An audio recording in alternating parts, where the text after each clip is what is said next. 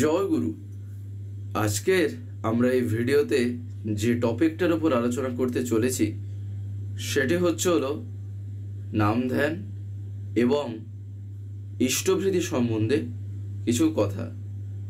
অর্থাৎ এই যে আমরা নাম ধ্যান করে থাকি কিংবা এই যে ইষ্টভৃতি করে থাকি, বাস্তবে এতে হয়টা কি, কিংবা আমাদের এটা কেন জীবনে করা দরকার, আজকে আমরা সেই সম্বন্ধে কিছু কথা জানার চেষ্টা করব। ইষ্টভৃতি সম্বন্ধে যদিও খুবই কম সংখ্যক হয়তো কথা আজকে আসবে, মূলত এই নামধ্যান প্রসঙ্গই থাকবে। নামধ্যানের সাথে সাথে যেহেতু একটা ইষ্টভৃতিরও প্রভাব এসে থাকে, একটা কথা এসে থাকে, তাই হয়তো খানিকটা আমরা ইষ্টভৃতি সম্বন্ধে শুনব। তো যাই হোক, আজকের এই আলোচনাটি এবারে আমি শুরু করব। শুরু করার আগে আপনাদের কাছে শুধু একটি কথাই অনুরোধ করছি, ভিডিওটিতে আপনারা সম্পূর্ণভাবে যুক্ত থাকার চেষ্টা করবেন। আশা করি দিলে আজকের এই যেই টপিকটি আপনারা দিলে নিঃসন্দেহেই বুঝতে পারবেন। আমরা যখনই নাম সম্বন্ধে কথা বলি, দেখবেন নাম একটা এমন জিনিস যেটা মানুষ যখন পায় জীবনে, সে যখন এই নাম একবার যখন পেয়ে যায়, সেক্ষেত্রে তার ভয় বলে আর কোনো জিনিস কিন্তু থাকবে না। যদি অবশ্য সে সেরকমভাবে করে, না হলে নিয়েও হয়তো দেখা যাবে কতজনে যে যা বসে আছে, কিংবা কতজনের যে কোনো রকমই যে পরিবর্তন দেখা যাচ্ছে না, এরকম অনেক উদাহরণ আছে, অনেক এরকম আমরা হয়তো দেখতে পাবো, তাই না? কিন্তু এই যে তারা যে নিয়েছে, এর একটা না একটা কবেও না কবেও এর প্রভাব কিন্তু ঠিক পড়বেই। হয়তো এই মুহূর্তে করছে না, কিন্তু অন্ততপক্ষে এই যে নিয়েছে, এই নেওয়ার ফলটাও খুব কম হলেও কিন্তু জীবনে আসবেই, ততটুকুর জন্য যতটুকু পাওয়ার কথা, তাই না? এই কারণে কথাটা বলা। দেখবেন আমরা সবাই চাই প্রত্যেকে জীবনে বাঁচতে আর বাড়তে, আর এই বাঁচা বাড়ার ভিতরে আমরা খুঁজে নিই হচ্ছিল একটু আনন্দ, একটু বলতে পারেন হাসি ঠাট্টা, এগুলো নিজেদের মধ্যে একটু আমরা খোঁজার চেষ্টা করি যাতে এই জীবনটা আরো মধুর হয়। এবারে এই খোঁজার ধান্দাতেই যখন আমরা লাগি, তখনই কিন্তু আমাদের কিছু কর্ম ফুটে ওঠে, কিছু কর্ম আমাদের করতে হয়। তাতেই কি না আনন্দ এসে জোটে, তাতেই সুখ এসে জোটে, শান্তি এসে জোটে, ইত্যাদি ইত্যাদি তখনই এসে থাকে। তাই যেহেতু এবারে এই কর্মের মাধ্যমে এগুলি আসছে, আমায় তাই লক্ষ্য রাখতে হবে কর্মে, যে আমার করাটা ঠিক হচ্ছে কিনা, যে কথাটা শ্রী শ্রী ঠাকুর বহুদিন আগেই বলে দিয়েছেন। অর্থাৎ আমরা দেখবেন নাম ধ্যান নিয়ে যখনই বিশেষত বলি, আমরা নাম ধ্যান করি কতজন, তাই না?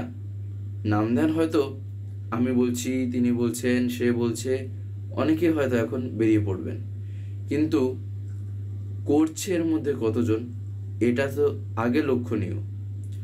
তার কারণ এই নামের প্রভাব কিন্তু যেমন শারীরিকভাবে পড়ে, তেমনই কিন্তু মানসিকভাবেও পড়ে।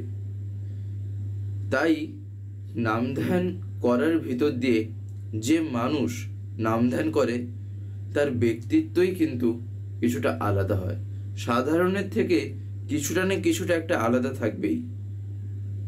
তার কারণ নাম ধ্যানের প্রভাবই হচ্ছিল এমন, সে আগাগোড়া থেকে একদম পুরো শুরু করে বলতে পারেন একটা মানুষের চরিত্র, কথাবার্তা, চালচলন, অনেক কিছুর মধ্যে পরিবর্তন নিয়ে আসে এই নাম ধ্যান। তার সাথে ইষ্টভৃতিও। তার কারণ এগুলো হচ্ছে এমন একটা জিনিস, যেমন এই যে পেট, তাকে যখন আমরা খাবার দিই তখন কিন্তু শান্ত হয়ে যায়, তখন আর সে খাবার চায় না। নাহলে যখন খালি পেট থাকে তখন দেখবেন পেটটা ব্যথা হয়, তাই না? তার মানে কি? তার মানে সেই মুহূর্তে তার পুষ্টির প্রয়োজন, আমাদের শরীরের জন্য সেই মুহূর্তে পুষ্টির প্রয়োজন, যার ফলে তখন সেটা ব্যথা হচ্ছে, সেই পেটটা তখন সেই মুহূর্তে বলতে পারেন খাবারের চোটে সে ব্যথা পাচ্ছে। ঠিক একই রকমভাবে আমাদের যে জীবন, এই জীবনে যখন আমি চলবো, এই যে সুখ, আনন্দ, হাসি ইত্যাদি যা যা যেসব জিনিস মানুষ মূলত চেয়ে থাকে, চায় না কি? দুঃখ, কষ্ট, কান্না ইত্যাদি ইত্যাদি যা যা আছে, রোগ শোক, জরা ব্যাধি, এগুলি মানুষ কিন্তু কখনোই চায় না। চায় হলো সদা সর্বদা পজিটিভ ভাইবস, সেই ভাইবস যা কিনা তার জীবনটাকে ধরে রাখছে। কিন্তু সব মুহূর্তে কি তা দেখা যায় না, তার ভিতরেও দুঃখ কষ্ট এগুলি একটু আধটু আসবেই, না হলে জীবনটা একটা ব্যালেন্স ওয়েতে কিন্তু চলতে পারবে না। এই সব কিছু যা যা জীবনে দেখা যায়, প্রত্যেকটারই কিন্তু তার নিজের মতন করে একটা বলতে পারেন বিশেষ স্থান থাকে। সেটা যদি জীবনে না থাকতো আরেকটাকে অনুভব করা যেত না। যেমন প্লাসটাকে এই কারণে অনুভব করা যায়, তার কারণ একটা মাইনাসের কনসেপ্ট আছে বলে, তাই না? যেমন আলো, আলোর গুরুত্বটা আমরা এই কারণেই বুঝি, তার কারণ অন্ধকারটা হয় বলে। অন্ধকার যদি না থাকতো আলোর যে জীবনের প্রয়োজনটা কত, আলোর গুরুত্বটা যে কোথায় তা আমি বুঝতাম না।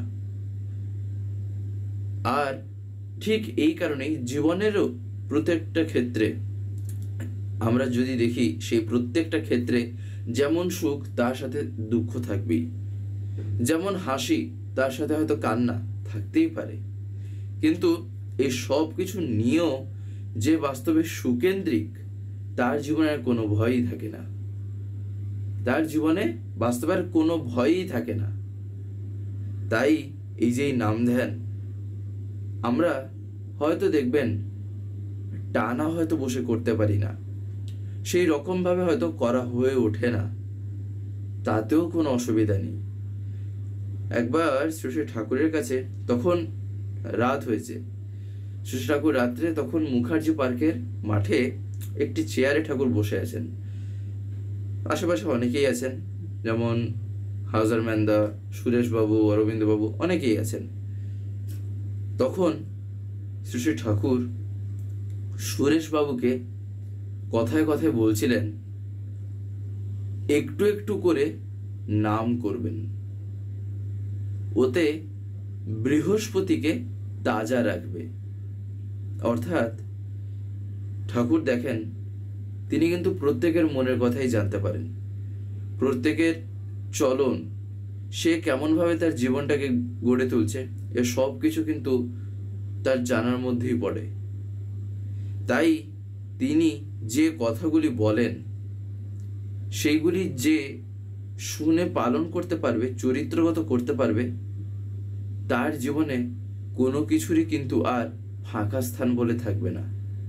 যেমন আমি যখন আচার্যদেবের কাছে যাচ্ছি, তিনি আমায় যা যা বলছেন সেটা করাই কিন্তু বাস্তবে হচ্ছিল আমার জীবনের আগে মূল কাজ। তার কারণটা কি? তার কারণ ইষ্টের যে লীলা, আমরা প্রত্যেকে যেটা বলে থাকি কি না, আচার্যের মধ্যে বইছে, এই যে আমরা বলি আজও চলে তার লীলা, তাই না? তাই আমার আচার্যদেব আমায় এইটা করতে বলছেন। তার মানেটা কি? তার মানে হচ্ছিল আমার জীবনের জন্য এটার প্রয়োজন, না হলে তিনি আমায় এটা কিন্তু করতে বলতেন না। তিনি আমায় একটা কিছু করতে যখন বলছেন, কোথাও না কোথাও তার একটা কোনো না কোনো কিন্তু বলতে পারেন কারণ আছেই। কারণ ছাড়া কিন্তু কোনো জিনিসই ঘটে না বাস্তবে এই দুনিয়ায়।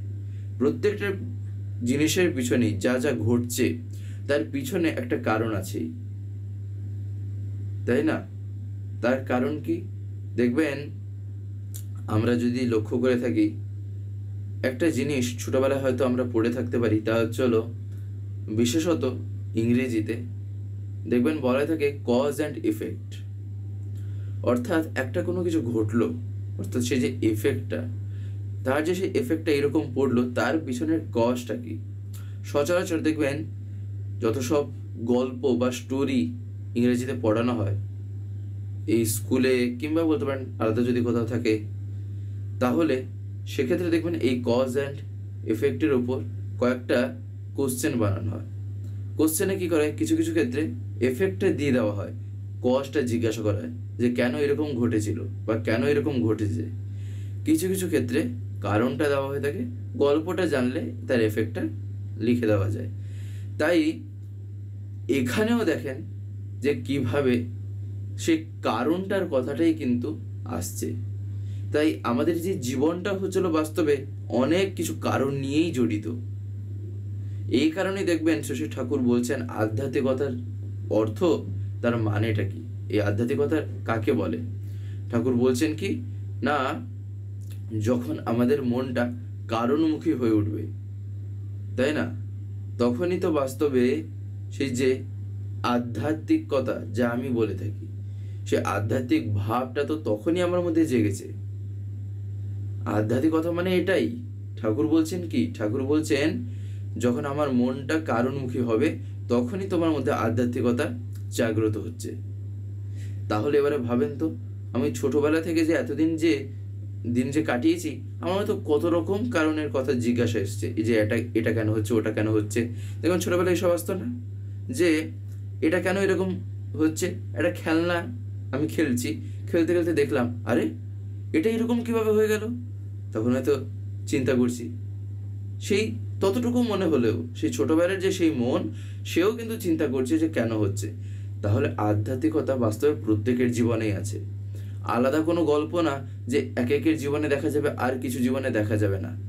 প্রত্যেকটা মানুষের ক্ষেত্রেই কিন্তু এই জিনিস বাস্তবে ঘটে, কিন্তু আমার ভিতরে সেই কনসেপ্ট আমি ক্লিয়ার করছি না বলে আমি ভাবছি আমি তাতে জড়িত নেই, তাই না। এই কারণেই ঠাকুর বলছেন একটু একটু করে নাম করবেন।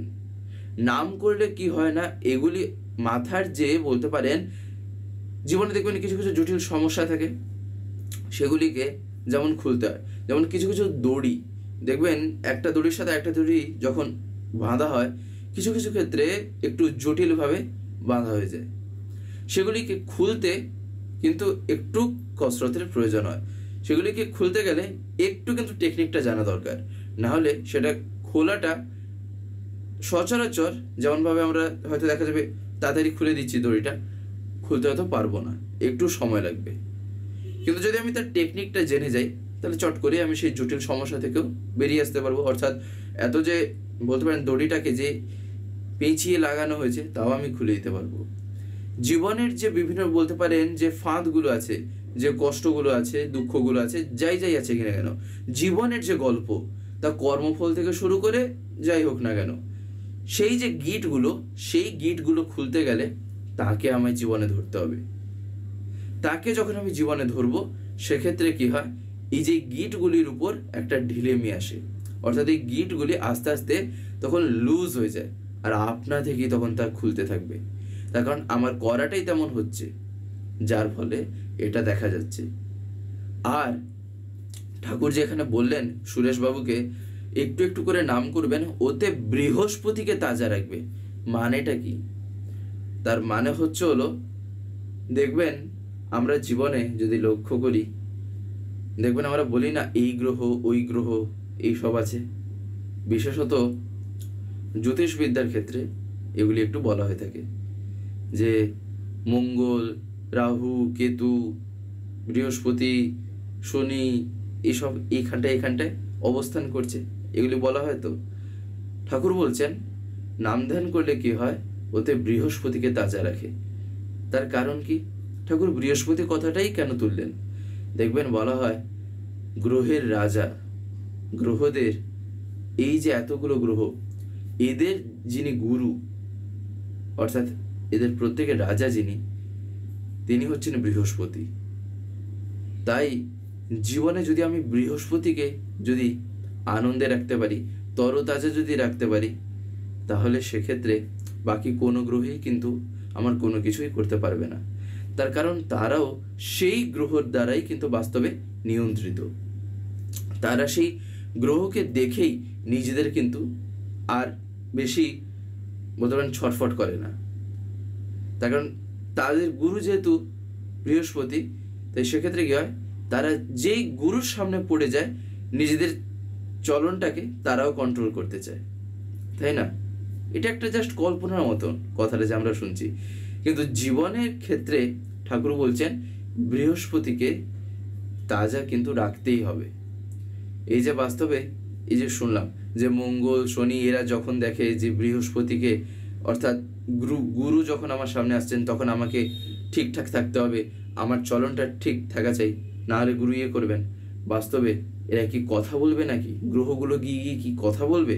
ওটা না, বাস্তবে এটা হচ্ছিল বোঝানোর একটা ধরন, যাতে আমরা বুঝতে পারি, এই কারণে এরকম বলা হয়ে থাকে। কিন্তু জীবনের এর তো একটা প্রভাব আছেই, সেটা ঠাকুর বলছেন কি না, যদি সেই রকমভাবে দেখা যায় তাহলে সেখানে যেমন বৃহস্পতি নিয়ে জড়িত আছে, ঠিক জীবনেও গুরুর কথা জড়িত আছে। ঠিক সেক্ষেত্রে যেমন আমি বলছি গুরু বৃহস্পতি ঠিক আমার জীবনেও যেন একজন আদর্শ থাকেন। তাই ঠাকুর বলছেন যে তাতে কি হয় না, বৃহস্পতিকে তাজা রাখবে। দেখবেন একদিন পরম পূজ্যপাদ শ্রী আচার্যদেব এই বিভিন্ন গ্রহ নিয়ে একটা জায়গায় বলছেন, কিং কুরবন্তি গ্রহা সর্বে ইয়স্য কেন্দ্রে বৃহস্পতি। এটা তো আমরা অনেকেই শুনে থাকতে পারি যে বাকি সব গ্রহরা কি করবে যখন আমার এই যে গ্রহগুলি আছে কেন্দ্রে যখন বৃহস্পতি থাকবে।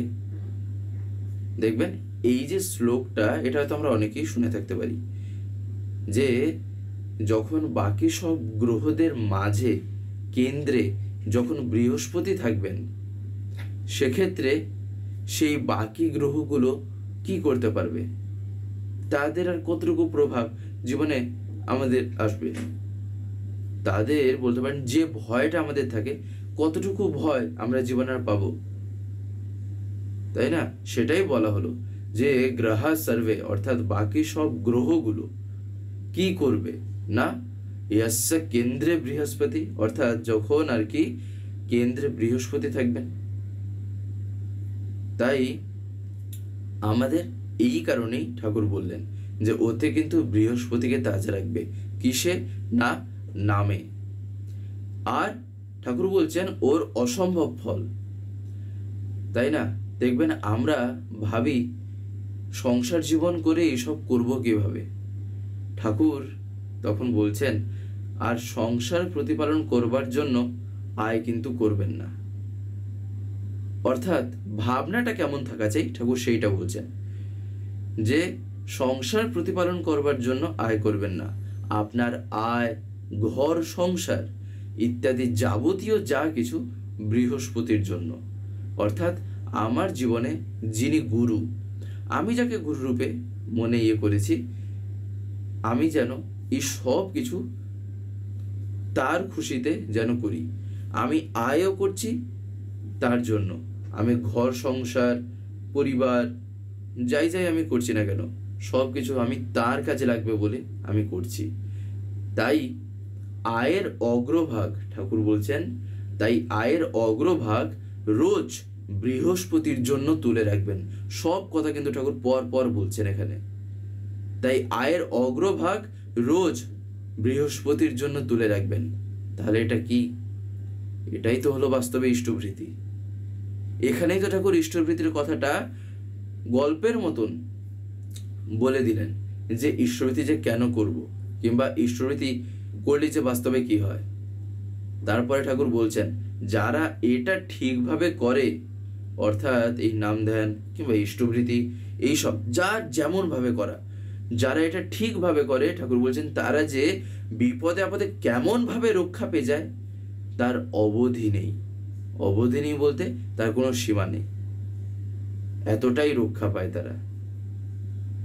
তাহলে এইগুলি যে করছে, এই সব করা যার জীবনে আছে, সেক্ষেত্রে তার জীবন সুকেন্দ্রিক হবে না, তার কার জীবন সুকেন্দ্রিক হবে? আমরা পরম পূজ্যপাদ আচার্যদেবের ক্ষেত্রে যদি দেখি, সুকেন্দ্রিক চলন যদি দেখতে হয় তাহলে তার দর্শনেই একটা বলতে পারেন কিছু নালো, যেমন আমরা লাইফে বলি না, জীবনে বলি না, হিন্টসের একটু প্রয়োজন। সে বলতে পারেন একটা আভাস আমরা পেয়ে যাব যে কেন করা দরকার। আর তাকে যখন আমরা দর্শন করব, যখন সেই চলনা যখন তার আমরা দেখি, সে দেখার ভিতর দিয়েই চোখ জুড়িয়ে যায়। সেখান থেকে বোঝা যায় যে বাস্তবে সুকেন্দ্রিক চলন যে কেমন হওয়া চাই, কতটা যে বলতে পারেন আমাদের চলনাটা যে নিখুঁত হওয়ার প্রয়োজন, সেই জিনিসটা কিন্তু তাকে দেখলে বোঝা যায়। কিন্তু তাকে যদি আমরা লক্ষ্য করে দেখি, দেখবেন তো তিনি কি এইটা আমার নিখুঁত হওয়া চাই, ওইটা আমার নিখুঁত হওয়া চাই, এইরকম কি কখনো কখনো ঘোরেন, এইরকম কি কখনো বলে বেড়ান? তা তো না। তিনি তো লেগে আছেন ঠাকুরকে খুশি করার জন্য, তাই না? বাস্তবে তিনি যে কে তা আজ পর্যন্ত কেউ ধরতে পারেনি। সেটা বোঝার ক্ষমতা প্রত্যেকের মধ্যে থাকে না। যার বিশ্বাস যেমন, সে কিন্তু তাকে সেই রকম ভাবেই দেখতে পায়। আমি যেমন ভাবে আচার্যদেবের সামনে গিয়ে আমি যে বিশ্বাসে তার দর্শন করব, আমি কিন্তু তার কাছ থেকে ঠিক সেই রকম ভাবেই কিন্তু সেই ভাবটাকে আমি গ্রহণ করতে পারবো। আমি সেই রকমভাবে কিন্তু তাকে আমি দর্শন করব, যেমন ভাবে আমি তাকে বিশ্বাস করছি। তাই এখানে ম্যান টু ম্যান ভ্যারি করবে, অর্থাৎ যার যেমন বিশ্বাস হবে সে সেই রকমভাবেই তাকে দেখবে। ঠাকুরের ক্ষেত্রে তাই। ঠাকুর একদিন একথা নিজেই বলছেন যে পরম পিতার প্রতি যার যেমন বিশ্বাস, যার বিশ্বাস যতটুকু, তার পাওয়া ততটুকুই, তার ফলও কিন্তু সে সেই রকমভাবেই পাবে। তার কারণ তার করাটা যেহেতু ওই রকম ঘটেছে, তাই না? তাই যখন আমরা আচার্যদেবের মধ্যে যখন সেই চলনা দেখি, বাস্তবে শেখার বিষয় তো ওইখানেই, যে আমি যখন যাচ্ছি তার সান্নিধ্যে তিনি কেমনভাবে চলছেন আর আমি কেমনভাবে চলছি, সে পার্থক্যটাই খুঁজে দেখা। আমি ওইটা করতে পারবো না, আমার দ্বারা এটা হবে না, সেসব কথা ভুলে যেতে হয়। ভাবতে হয় আমি তো জীবনে ঠাকুরকে ধরেছি, না বোধটা যেন আমার মনেই না থাকে। ঠাকুর বলছেন যার মনে, দেখবেন চলার সাথীতেও এই বিষয় সম্বন্ধে ঠাকুর একটা জায়গায় বলেছেন যে না বোধটা যে আমাদের জীবনে কতটুকু যে বলতে পারেন এক প্রকারভাবে একটা এমন জায়গা সৃষ্টি করে যেখানে কাজ করার ভিতরে কিংবা কাজে এদিক ওদিক দেখা যায়, কাজটা সঠিকভাবে সম্পন্ন হয় না। তার কারণ একটা না ভাব, না সূচক একটা ভাব মনে ঘুরতে থাকে, আমার দ্বারা এটা হবে, আমি এটা পারবো, এইরকম একটা ভাব, তাই না? এই কারণেই ঠাকুর যে এই কথাগুলি বললেন, এই কথাগুলি কিন্তু আমাদের জীবনে ফুটিয়ে তোলা প্রয়োজন। দেখবেন এই যে সুকেন্দ্রিক কথাটা যে আমরা বলে থাকি, বাস্তবে সুকেন্দ্রিক কথাটার মানে কি? একবার শ্রী ঠাকুরের কাছে অরবিন্দবাবু এই কথাটা জিজ্ঞাসা করেন। তখন শ্রী ঠাকুর বলেন যে সূর্যের প্রত্যেকটা কিরণের স্বার্থই সূর্য।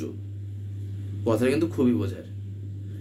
সূর্যের প্রত্যেকটা কিরণের স্বার্থই কিন্তু সূর্য। সূর্য যদি ঢাকা পড়ে তাহলে কিন্তু কিরণেরই আর অস্তিত্ব থাকে না, তাই না?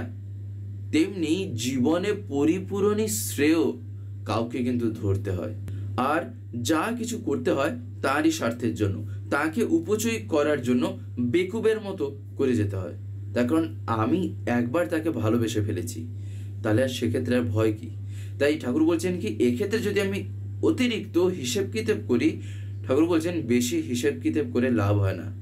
ওইভাবে তিনি যখন আমার সর্বস্ব হয়ে ওঠেন, তাকেই বলে বাস্তবে সুকেন্দ্রিক হওয়া।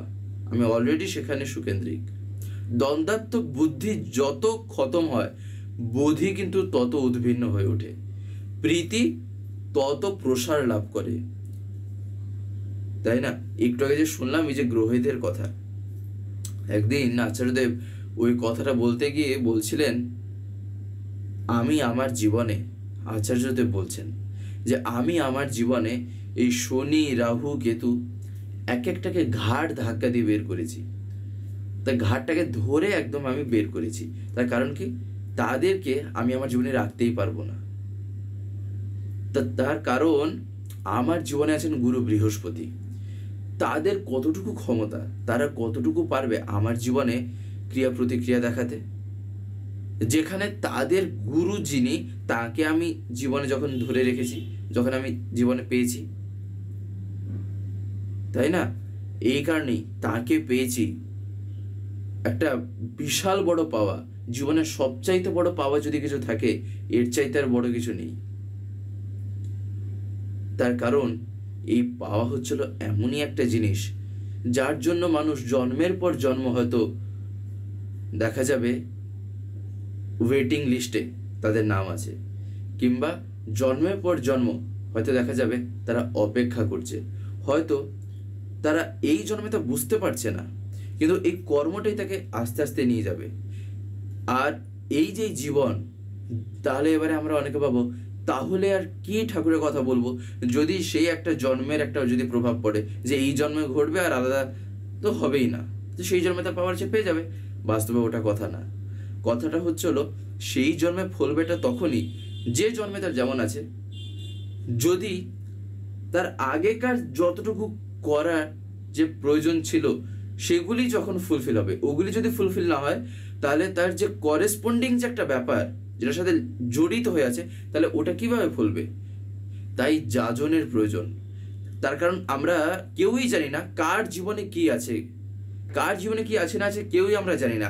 এমনকি কিছু কিছু ক্ষেত্রে এমনও হয়তো দেখা যাবে ঘটবে, কারোর হয়তো এক জন্মে একটা কথা আছে, যদি প্রয়োজন পড়ে পরমপিতা যদি মঙ্গল বোঝেন, তিনি দরকার পড়লে তার আগেই সেই জিনিসটা এতদিন পরে হয়তো দেখা যাবে যেটা ঘটতো, তিনি সময়ের আগেই যদি তার জন্য তা মঙ্গল হয়, সেই মানুষের জন্য যদি সেটা মঙ্গলপ্রদ হয়, তিনি দয়া করে দিয়ে দেন, দয়া করে সেই জিনিসটা সে কিন্তু পেয়ে যায়। তাই সব কিছু ডিপেন্ড করছে আমার করার উপর। তাই কি হবে না হবে ওই জন্মে, এই জন্মে, পরজন্মে, পূর্বজন্মে সব কিছু, সেক্ষেত্রে প্রেজেন্ট টাইমটা কি ওইটা আমায় দেখতে হবে। আমি ফিউচার জেনে কি করবো, আমি পাস্ট জেনে কি করবো, এত যতটুকু মিনিমাম একটা জানার কথা জেনে গেলাম, ঠিক আছে। প্রেজেন্ট টাইমটাকে যদি আমি ইম্পর্টেন্স না দিলাম আমার জীবনে, ফিউচারটাও কিন্তু যাবে। হয়তো দেখা যাবে আমি আমার অতীতের কথা চিন্তা করতে করতে হয়তো আমি ভেঙে পড়ছি, যে কেন এরকম হলো, কেন এরকম হলো, এত কিছু করেছি তাও আমি এখন এরকম। এইটা ভাবতে ভাবতে কি হচ্ছে, আমার প্রেজেন্ট টাইমটা লস হচ্ছে। আর এই প্রেজেন্ট টাইমটা যে লস হচ্ছে, ফিউচারের ডেজগুলো কিন্তু যাচ্ছে কোথায়? একদম বলতে পারেন রসাতলে, তাই না?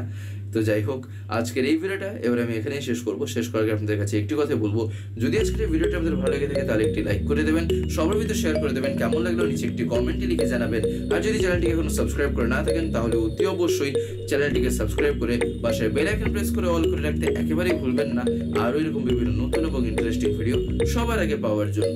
জয় গুরু, বন্দে পুরুষোত্তম।